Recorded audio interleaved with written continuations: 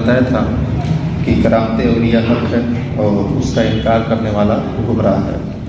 تو اولیاء سے جو کرامتیں ہوتی ہیں وہ مختلف قسم کی ہوتی ہیں، جیسے دیکھیں مردہ زندہ کرنا، مادرزاد اندھے اور کوڑھی کو شفا دینا، مشرق سے مغرب تک ساری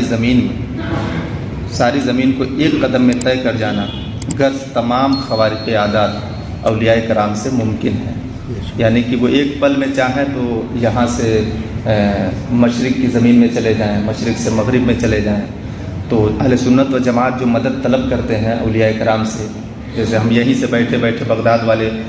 غوث پاک کو پکارتے ہیں، یا یہیں سے بیٹھے بیٹھے خواجہ گری نواز کو پکارتے ہیں، تو اسی عقیدے کی بنیاد پہ ہم پکارتے ہیں کہ اللہ تبارک و تعالیٰ نے ان کو یہ پاور اور طاقت دیا ہے کہ وہ ایک دم میں ایک جگہ سے دوسری جگہ جا سکتے ہیں۔ مزید تفصیل آگے ابھی اور بھی میں بتاتا ہوں،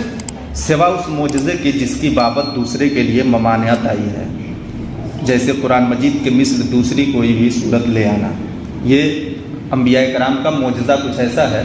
جس معجزے کو کوئی ولی نہیں کر سکتا، جیسے میرے نبی کا سب سے بڑا معجزہ ہے قرآن۔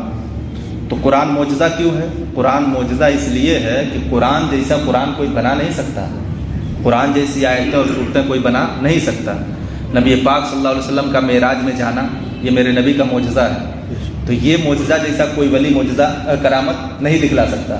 تو کچھ چیزیں ایسی ہیں جو انبیاء کے ساتھ خاص ہیں، اسے کوئی ولی نہیں کر سکتا۔ تو جو انبیاء کے ساتھ خاص ہیں وہ صرف نبیوں ہی کے ساتھ ہیں، ولی نہیں کر سکتا۔ لیکن کچھ کرامتیں ایسی ہیں جو انبیاء کے معجزات تھے اور ہیں، اور وہ انبیاء کے معجزات ولی بھی کر سکتے ہیں۔ جیسے میں نے ابھی بتایا مشرق سے مغرب میں جانا، یہ نبی بھی کر سکتا ہے، ولی بھی کر سکتا ہے۔ نبی کرے تو معجزہ ہے، ولی کرے تو کرامت ہے۔ فرق یہی ہے کہ جو معجزہ انبیاء کے ساتھ خاص ہیں وہ کوئی ولی نہیں کر سکتا، یہی ہمارا اور آپ کا عقیدہ ہونا چاہیے۔ اچھا، اس طرح کا اگر کوئی دعویٰ کر دے کہ میں قرآن جیسا معاذ اللہ قرآن بنا سکتا ہوں، یا پھر میں بھی معاذ اللہ معراج میں جا سکتا ہوں، یا اس طرح جو خاص ہے نبیوں کے ساتھ کوئی ولی یا کوئی بندہ دعویٰ کر دے، تو پھر وہ بندہ ولی نہیں رہ جاتا، شیطان بن جاتا ہے، کیونکہ یہ خاص ہے نبیوں کے ساتھ۔ تو ایسا دعویٰ کرنے والا تو وہ گمراہ ہوگا یا پھر کافر ہوگا، وہ اس طرح کا دعویٰ نہیں کر سکتا۔ اچھا، اولیاء سے استمداد یعنی مدد طلب کرنا یہ محبوب ہے، یہ مدد مانگنے والے کی مدد فرماتے ہیں۔ یہ ہمارا اور آپ کا عقیدہ ہے کہ اولیاء سے جو ہم مدد مانگتے ہیں یہ اولیاء ہماری مدد کرتے ہیں۔ اس کے متعلق ہے کہ بعض فقہاء کرام نے اولیاء کرام سے مدد حاصل کرنے کو ثابت اور جائز قرار دیا ہے، اور یہ عقیدہ اہل کشف اور ان کے کاملین کے یہاں محقق اور طے شدہ عقیدہ ہے، یہاں تک کہ بہت سے حضرات کو ان ارواح سے فیوز اور فتوح حاصل ہوئے ہیں۔ ان گروہ صوفیہ کی اصطلاح میں انہیں اویسی کہتے ہیں، یعنی یہ ایسے مددگار جماعت ہیں کہ جو بندوں کی زیادہ سے زیادہ مدد کرتے ہیں۔ دیکھیں آپ، امام شافعی رحمۃ اللہ علیہ نے لکھا ہے، فرماتے ہیں کہ حضرت موسیٰ کاظم کی قبر انور قبولیت کی دعا کے لیے تریاق مجرب ہے،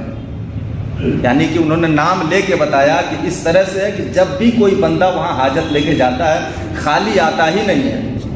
یہ تو خیر کتاب کی بات ہے، اگر آپ مشاہدے کی بات کریں تو آپ دیکھ لیں، ہم لوگ ایسے ملک میں بستے ہیں جہاں خواجہ غریب نواز رضی اللہ عنہ ہیں، وہاں بھی اگر کوئی بندہ جاتا ہے سچے دل سے تو وہ خالی واپس نہیں آتا ہے۔ ایک واقعہ بڑا مشہور ہے، نواندے کا، برسوں سے مانگ رہا تھا لیکن وہ دل سے نہیں پکار رہا تھا، آنکھیں دے دے خواجہ آنکھیں دے دے کر رہا تھا، اور جب اورنگزیب عالمگیر رحمۃ اللہ علیہ گئے تو انہوں نے سمجھ لیا کہ مانگ تو رہا ہے، یہاں سے سب کچھ مل جاتا ہے، اسے کیوں نہیں مل رہا؟ تو سمجھ گئے، انہوں نے کہا اندر جا رہا ہوں، فاتحہ پڑھ کے واپس آؤں گا، اس وقت تک تیری آنکھ نہیں آئی رہی تو گردن مار دوں گا۔ اب یہ ڈر گیا کہ اب تو گردن بھی مار دی جائے گی، اب دل سے پکارنا شروع کیا، خواجہ اب تو جان کے بھی لالے پڑ گیا میں، اگر اب نہیں آنکھ آتی ہے مجھے تو میں مار دیا جاؤں گا، کیونکہ بادشاہ نے کہا ہے، بادشاہ ہے تو مار سکتا ہے، اختیار ہے۔ جب دل سے پکارا تو وہ اورنگزیب عالمگیر رحمۃ اللہ علیہ بھی باہر آئے کہ دیکھا اسے آنکھ آ گئی ہے، یعنی اندھے کو آنکھ آ گئی ہے۔ تو جب دل سے بندہ پکارتا، مانگنے کی ایک کیفیت بھی ہونی چاہیے، اس طرح کا مزاج ہونا چاہیے، ایسے ہی گھومتے پھرتے چلے گئے، چلے بھائی گھوم کے آتے ہیں اجمیر شریف، تو ایسے ہی گھومنے چلے گئے اور گھومتے گھومتے میں مانگ رہے ہیں، گھومتے گھومتے میں پھر رہے ہیں اور مل نہیں رہا تو کہہ رہے ہیں کہ ملا نہیں، ایسی بات نہیں ہے، وہ بندہ دل سے پکارا نہیں، جب دل سے پکارتا ہے تو یہ اولیاء انہیں دیتے ہیں۔ تو وہی امام شافعی فرماتے ہیں کہ موسیٰ کاظم کی قبر تریاق مجرب ہے، یعنی کہ تریاق کسے بولتے ہیں؟ جو زہر کو کاٹ دے اسی کو تریاق بولتے ہیں۔ آپ جو بھی حاجتیں لے کے جائیں یہ پوری کر